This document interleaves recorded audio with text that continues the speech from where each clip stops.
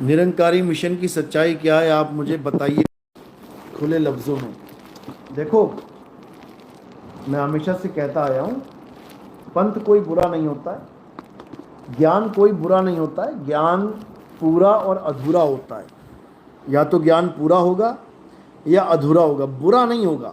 ज्ञान बुरा होता ही नहीं है। ज्ञान का मतलब है आप एक कदम आगे बढ़ो, तो एक कदम अगर आगे बढ़ रहे हो तो इसमें कोई बुराई है ही नहीं।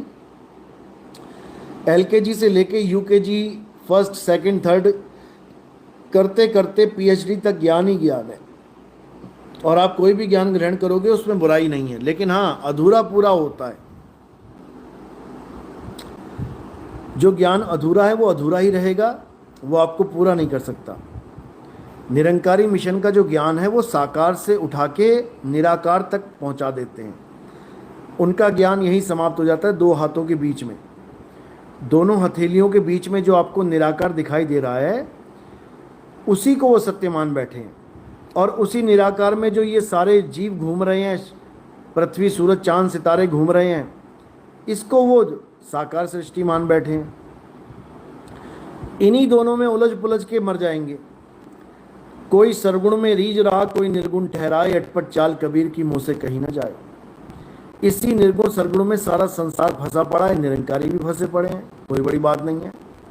तो क्या करना है? सरगुण निर्गुण दोनों से न्यारा, और जानेगा कोई जाननहारा। ना साकार को पूजना है, ना निराकार को पूजना है। किसको पूजना है? आत्मदेव पूजिए, गुरु के सहज सुभाए। गुरु ग्रंथ साहब की वाणी है कि पूजा केवल आत्मदेव की करनी है। अब उस आत्मदेव को जानो, उस आत्मदेव को समझो कि आत्मा है क्या। उस आत्मा को जानो जो साकार और निराकार दोनों की गवाही देने में लगी है। आधा संसार साकार को परमात्मा बता रहा है, आधा निरंकार को। साकार निराकार दोनों से न्यारा, उसको जानो।